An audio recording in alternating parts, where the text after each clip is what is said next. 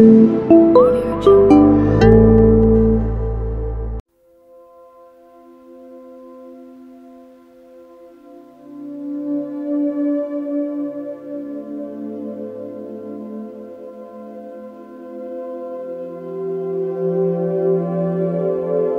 kita akan melihat bagaimana orang Katolik menjelaskan Maria kepada seorang Protestan.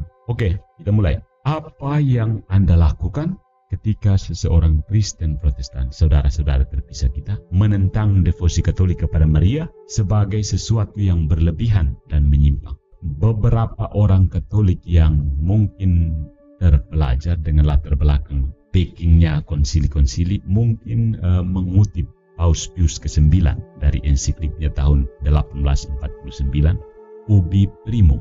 Tetapi ada tanggapan menurut Dwight Longenecker ketika kepadanya disodorkan ensiklik Ubi Primum dari Paus Pius ke-9, ada tanggapan temannya yang Protestan mengatakan bahwa jika Marianya diganti dengan Yesus, selesai. Ya, tidak perlu Maria sebenarnya.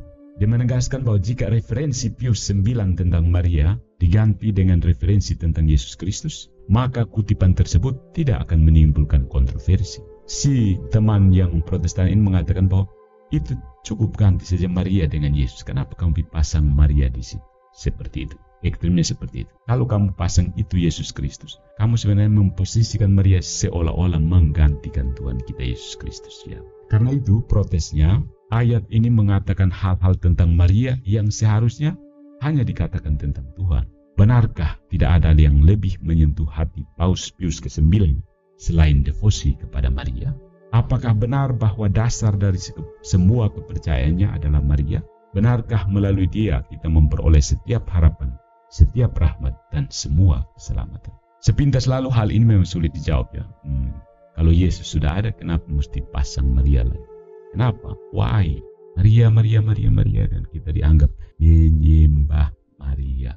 Sepintas lalu, ya memang sulit dijawab ya. Dan perkataan Pius ke-9 memang terkesan berlebihan. Seolah-olah seperti itu. Meninggikan Maria dan mengabaikan Tuhan Yesus. Tapi mari kita letakkan dalam konteksnya. Pertama-tama ya, kutipan dari yang merupakan bagian dari surat Pius ke-9 kepada para uskup di seluruh dunia yang berkonsultasi dengan mereka mengenai kebijaksanaan dalam mendefinisikan dogma Maria dikandung tanpa noda, Maria Immaculata. Dan kata lain dia berbicara dalam doktrin Maria. Kedua, Pius ke-9 menggunakan kata kita dalam mengungkapkan pendapat dan cintanya kepada Maria. Dia tidak membuat pernyataan doktrinal formal. Ketiga, pernyataan ini harus ditempatkan dalam konteks seluruh ibadat dan kehidupan gereja. Jadi Pius 9 tidak meninggikan Maria sambil mengabaikan Yesus. Iya, kutipan ini terdengar seolah-olah Pius ke-9 memuja Maria. Ya, kalau tiba-tiba saja orang begitu lihat saja sikap orang Katolik tanpa melihat secara komprehensif. Ingat, beberapa orang di luar gereja Katolik itu melihat kekatolikan itu secara segmentaris, fragmentaris, segmented, fragmentarian. Jika dilihat dari konteksnya, jelas-jelas bahwa dia tidak melakukan pemujaan terhadap Maria. Kalau kita membaca kata-katanya dengan cermat, jelas bahwa rujukan utama Paus adalah Yesus Kristus. Dan rujukan utama devosi Mariani adalah Yesus Kristus. Dialah landasan Yesus Kristus ini sebagai landasan yang ditemukan di dalam Maria. Yesus Kristus adalah sumber setiap harap, setiap rahmat, dan semua keselamatan. Dan dia datang kepada kita melalui Maria. Sang sumber keselamatan itu datang kepada kita through Mary, per Mariam. Jadi dia tidak langsung. Dia bisa saja langsung, dia maha kuasa. Tapi toh dia memilih untuk menggunakan cara seperti yang terjadi dalam sejarah melalui Maria, per Mariam. Perkataan Pius ke-9 dapat dijelaskan, namun ada dua hal mendasar yang perlu diingat ketika kita membahas devosi Maria dengan orang non-Katolik. Pertama-tama, jika kita dihadapkan pada bahasa yang berbunga-bunga tentang Santa Perawan, kita tidak boleh meminta maaf, berapologi berlebihan. Karena devosi kepada Maria telah menjadi bagian dari ibadat gereja sejak awal. Devosi ya, bukan penyembahan. Beda. Penyembahan itu berarti jatuhnya ke koliridianisme, itu bidat yang menganggap Ada banyak contoh mengenai apa yang tampak seperti bahasa yang berlebihan tentang Maria dari abad-abad pertama gereja, termasuk beberapa tulisan Santo Athanasius. Umat Kristen, saudara-saudara terpisah kita Protestan, memandang Athanasius itu sebagai pahlawan iman. Dialah yang membela ortodoksi melawan bidat. Dialah yang menentang seluruh dunia dalam membela kristologi yang dianut umat Kristen juga Protestan saat ini. Jika sebagian orang Kristen menolak penghormatan Katolik terhadap Maria, maka mereka tidak hanya tidak setuju dengan Paus Pius IX pada tahun 1849, tetapi juga dengan Athanasius pada abad keempat. Jadi akhirnya kembali ke pick and choose tadi ya, cherry picking. Kalau Athanasius bicara tentang Kristus, mereka terima. Athanasius bicara tentang Maria, mereka buang saja begitu. Lebih jauh lagi, gereja mula-mula menganggap devosi kepada perawan yang terberkati ya, sebagai tanda pemahaman yang tepat tentang inkarnasi dan kehidupan devosi penuh pada Yesus Kristus. Devosi kepada perawan yang terberkati itu tanda pemahaman yang tepat tentang inkarnasi. Inkarnasi, tahu artinya inkarnasi? Firman Allah menjadi manusia, menjadi daging, dan tinggal di antara kita. Mungkin bukan mereka yang menghormati Maria, melainkan mereka yang justru mengabaikannya. Mereka, saudara-saudara kita terpisah, yang memutarbalikkan iman historis. Mereka yang tidak menghormati Maria harus memperhatikan Epifanius, yang juga menulis dari abad keempat bahwa siapa yang tidak menghormati bejana suci Maria juga tidak menghormati gurunya. Ini dikutip oleh El Jambero dalam Mary and the Fathers of the Church, Ignatius Press tahun 1999, halaman 127. Masalah utama dalam kritik terhadap devosi Katolik terhadap Maria adalah pola pikir dasar Protestantisme. Karena umat Katolik menghormati Maria, maka umat non-Katolik beranggapan bahwa devosi ini harus menggantikan devosi yang benar kepada Tuhan Yesus. Mereka melihat seluruh pertanyaan dalam kaitannya dengan salah satu. Padahal sebenarnya keduanya, dan saya sudah pernah jelaskan kan yang posisi teologi seperti kerangka pola pikir seperti itu. Teman-teman kita yang di luar gereja Katolik itu pola pikirnya atau. Kalau orang Katolik justru both and. Jadi Yesus dan Maria. Tapi bagi mereka di luar Katolik, Yesus atau Maria. Pola pikir orang Katolik tidak atau. Both, dua-duanya. Sebuah analogi yang kuat dapat digunakan untuk menunjukkan kepada umat non-Katolik betapa anehnya hal ini bagi umat Katolik. Jika seorang, katakanlah evangelis ya, evangelis ini istilah Protestan yang digunakan di gereja-gereja orang-orang Katolik atau orang-orang Kristen di Amerika ya. They are evangelicals, maksudnya mereka itu orang Protestan. They are evangelists. Jika seorang evangelis percaya bahwa devosi kepada Maria menggantikan devosi yang benar kepada Yesus, mintalah dia untuk membayangkan bagaimana jadinya jika dia mengetahui bahwa kelompok Kristen lain menganggap kaum evangelis melakukan kesalahan besar karena penekanan mereka pada Alkitab. Kamu pikir orang Katolik terlalu menyembah Maria? Tinggal kita balik sekarang juga terlalu menyembah ayat-ayat Alkitab. Dan pasti mereka akan punya apologi terhadap bagaimana mereka menganggap Alkitab itu sebagai bla bla bla. Demikian pula orang Katolik menganggap Maria sebagai bla bla bla. Minta dia untuk membayangkan bahwa orang-orang Kristen fiktif ini menuduh kaum Injili mengabaikan Yesus karena pengabdian mereka kepada Alkitab. Dan mereka mengabaikan Yesus untuk belajar Alkitab. Mereka percaya kepada Alkitab, bukan percaya kepada Yesus. Jadi kalau mereka pikir Maria posisinya seperti Alkitab bagi mereka. Di satu pihak secara hampir bisa disejajarkan ya seperti itu. Bagaimana orang Katolik memandang Maria dan Yesus? Itu sama seperti orang-orang non-Katolik memandang Alkitab dan Yesus. Tetapi untuk orang Katolik, firman Allah menjadi manusia melalui Maria. Orang-orang Kristen hipotetis ini yang sebut tadi, jangan tuduhkan kepada teman-teman kita yang terpisah. Anggap seorang Kristen hipotetis ini mungkin berkata, kalian kaum evangelis Injili menekankan Alkitab dengan mengabaikan Yesus. Anda menyebut gereja Anda sebagai gereja Alkitabiah dan memiliki sekolah tinggi Alkitab, bukan gereja dan perguruan tinggi Kristen. Ada sekolah Alkitab, bukan sekolah Yesus. Di dalam gereja Anda tidak memiliki gambar Yesus. Anda tidak memiliki salib dan Anda tidak memiliki jalan salib, ya. Tidak punya devosi jalan salib, tidak punya crucifixus. Sebaliknya yang Anda miliki hanyalah mimbar besar di tengah untuk memberitakan Alkitab. Kenapa percaya Alkitab? Kamu percaya Alkitab atau percaya Yesus? Ingat, ini dalam konteks ini kita bicara sebagai Kristen hipotetis yang terlalu menyembah ayat-ayat Alkitab itu. Tiap hari yang sibuk bolak-balik Alkitab saja. Para penuduh dapat mengatakan, Perjanjian Baru mengatakan bahwa orang-orang Kristen mula-mula mengabadikan diri mereka sendiri sampai memecahkan roti, berdevosi dan memecahkan roti, mengabdikan diri mereka. Maksudnya saling berdevosi, saling menghormati satu sama lain dalam memecahkan roti.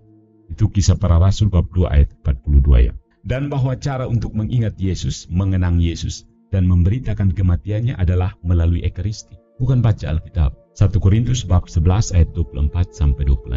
Namun Anda, wahai kaum Injili, merayakan perjamuan Tuhan sebulan sekali. Atau bahkan lebih jarang lagi, 3 bulan sekali atau hanya pada saat-saat Paskah. Dan ciri utama kebaktian gereja Anda adalah khotbah Alkitab yang panjang lebar, berapi-api. Tapi terputar di Alkitab saja kan. Ingat, fokus ini Kristen hipotetis, Kristen Injili. Siapa yang seperti ini, saya tidak menuduh ya. Anda bahkan mempunyai doktrin formal bernama sola scriptura. Dogma buatan manusia ini, sola scriptura itu buatan manusia, kemudian merupakan distorsi dan tambahan terhadap iman Kristen. Sesuatu yang belum pernah terdengar baik di gereja mula-mula maupun di dalam kitab suci sendiri. Sola scriptura itu son ada di kitab suci. Son ada pada hidup gereja mula. Dogma ini, sola scriptura, yang Anda anggap tidak bisa salah, menyatakan bahwa Alkitab dan bukan Yesus adalah satu-satunya sumber kebenaran. Hati-hati. Alkitablah satu-satunya sumber kebenaran atau Tuhan Yesus, Tuhan kita Yesus Kristus. Anda mengajar anak-anak Anda untuk menghafal ayat-ayat Alkitab daripada menerima Yesus dalam persekutuan. Perhatikan bahwa mereka tidak boleh berdiri sendiri di atas dasar yang kokoh dari Yesus Kristus. 1 Korintus bab 3 ayat 11, melainkan di atas Alkitab. Para pengkhotbah Injili mengatakan bahwa tidak ada orang yang bisa datang kepada Tuhan tanpa percaya pada Alkitab. Ingat, ini Kristen hipotetis ya. Mereka mendeklarasikan kecintaan mereka yang tidak pernah padam terhadap Alkitab dan bukannya terhadap Yesus. Mereka mengatakan bagaimana hidup mereka didedikasikan untuk memberitakan Alkitab dan bukan untuk salib Kristus. Jika seseorang melontarkan tuduhan ini, seorang evangelis ingat ini istilah Protestan yang digunakan di Amerika, maksudnya orang-orang menyebut orang Protestan sebagai evangelis. Evangelis yang baik mungkin akan mendengus mengejek. Bagaimana mungkin ada orang yang salah memahami posisi sola scripturis ya. Pasti mereka akan seperti itu. Tadi kan itu tuduhan. Lalu mereka bilang, kamu salah paham ya, karena sola scriptura ini maksudnya seperti ini ya, beberapa kali kan beberapa video saya kan orang datang, hei kamu tidak paham, sola scriptura itu maksudnya bukan begitu, itu strawman fallacy. Tapi begitu kita bilang, hei kamu salah paham tentang Maria, yang kami maksud tentang Maria itu bukan seperti itu, mereka tidak mau. Tentunya mereka melakukan dengan sengaja. Evangelis yang baik akan dengan sabar menjelaskan kepada pengkritik, Anda telah salah paham sepenuhnya. Sola scriptura tidak menempatkan Alkitab bertentangan dengan Yesus. Hal ini justru sebaliknya membantu kita memuliakan Yesus. Tidakkah Anda melihat bahwa kita mencintai Alkitab karena Alkitab memberikan kita akses kepada juru selamat kita? Tapi kayaknya suaranya bukan berat seperti itu, tapi tinggi. Memang benar bahwa kita percaya bahwa orang-orang perlu mengetahui Alkitab, ya. Tetapi itu karena kata-kata tertulis dan firman yang berinkarnasi saling terkait erat. Kata-kata yang tertulis dan firman yang berinkarnasi, kata kuncinya ada inkarnasi, keywords inkarnasi, itu terkait erat. Anda tidak dapat memiliki yang satu tanpa yang lain. Itu bukan atau-atau, tapi both. Bukan atau-atau, both, dua, dan. Sungguh Yesuslah yang kita sembah dan beritakan melalui Alkitab. Jika Anda melihat latihan dan pengajaran dengan pikiran terbuka, Anda akan melihat betapa sesat dan kelirunya Anda. Maksudnya ini tanggapan dari orang yang mengatakan kamu menyembah Alkitab, sonde. Kalau kamu pikirkan dengan baik-baik, justru kita pakai Alkitab supaya lebih kenal Tuhan, bertumbuh dalam iman. Namun para pengkritik Injili tidak akan menyetujuinya. Dia menjawab, tidak, kedengarannya sangat masuk akal. Tetapi Anda tidak akan pernah bisa meyakinkan saya. Saya hanya tahu bahwa Anda menyembah Alkitab, bukan Yesus. Dan semua permainan kata-kata cerdas Anda menunjukkan betapa butanya Anda sebenarnya. Ya kan, permainan-permainan perdebatan itu sebenarnya seperti ini. Banyak orang masuk ke roomnya Zuma, lalu dengan panas, dengan tegas mengatakan, Zuma, engkau tidak tahu apa-apa le, engkau tidak paham, engkau harus masuk Kristen dulu baru paham le, begitu. Itu kan seperti itu. Untuk membuktikan pendapatnya, kritikus ini berkata, saya tahu kalian kaum evangelis itu memuja Alkitab dan bukannya Yesus. Lihat saja kutipan yang saya temukan ini membuktikannya. Ini berasal dari salah satu buku teks teologis klasik Injili Anda. Alkitab telah membuahkan hasil tertinggi di semua lapisan masyarakat. Hal ini telah melahirkan jenis kreasi tertinggi di bidang seni, arsitektur, sastra, dan musik. Anda akan menemukan pengaruh Alkitab yang lebih tinggi di mana-mana. Ya. William E. Gladstone berkata, jika saya diminta untuk menyebutkan satu-satunya penghiburan dalam kesedihan, satu-satunya aturan perilaku, panduan hidup yang sejati, saya harus menunjukkan apa yang dalam kata-kata sebuah himne populer disebut yang lama cerita. Diceritakan dalam sebuah buku yang sangat tua yang merupakan anugerah Tuhan yang terbaik dan terkaya bagi umat manusia. Dari Introductory Lectures in Systematic Theology. Anda tahu, ini kita masih lanjut dengan hipotetis tadi, Kristen hipotetis. Kritikus tersebut mengakhiri dengan penuh semangat. Pemimpin Injili Anda yang terkenal mengatakan bahwa bukan Yesus melainkan Alkitab yang menjadi satu-satunya penghiburan, pemandu sejati, dan pemberian Tuhan yang terbaik dan terkaya bagi umat manusia. Ini hanya menunjukkan bahwa kaum Injili menyembah Alkitab dan bukan Tuhan. Tentu saja hal ini merupakan distorsi yang menggelikan terhadap pandangan Injili, orang-orang Injil. Namun analogi yang diperluas ini dapat membantu teman-teman kita yang non-Katolik untuk memahami bagaimana sebenarnya perasaan umat Katolik ketika umat Protestan melontarkan tuduhan serupa yang tidak akurat mengenai devosi Katolik terhadap Maria. Bisa tangkap ya analogi tadi ketika ada orang, terutama kaum evangelis, menuduh kaum Injili sebagai penyembah Alkitab. Seperti itu. Ketika menghadapi tuduhan seperti itu, umat Katolik menjawab, apakah Anda serius? Bagaimana mungkin Anda bisa membuat kesalahan mendasar mengenai keyakinan kami? Kamu menyembah batu. Katolik tidak menyembah batu. Kenapa kamu begitu bikin kesalahan mendasar tentang keyakinan orang Katolik yang sejatinya menyembah Tritunggal Maha Kudus? Kami mengakui, ya, kita ini mengakui, kita orang Katolik mengakui bahwa sebagian umat Katolik mungkin terlalu menekankan Maria. Ya, bisa jadi terjadi. Sama seperti sebagian umat evangelis yang mungkin mempunyai pandangan yang ekstrim terhadap Alkitab. Kita tidak menghormati Maria karena dirinya sendiri, tetapi karena dengan persetujuan bebasnya, dia memberi kita juru selamat dunia. Dan karena dia terus-menerus membawa kita kepada dia, juru selamat. Jika Anda meluangkan waktu untuk mempelajari seluruh ajaran dan praktek kami, orang Katolik, Anda akan melihat bahwa tidak masuk akal untuk membuat kesalahan besar seperti itu. Jadi ini semacam sodoran kepada orang-orang yang mengatakan, hei Katolik menyembah Maria, hei Katolik menyembah batu, hei dan seterusnya.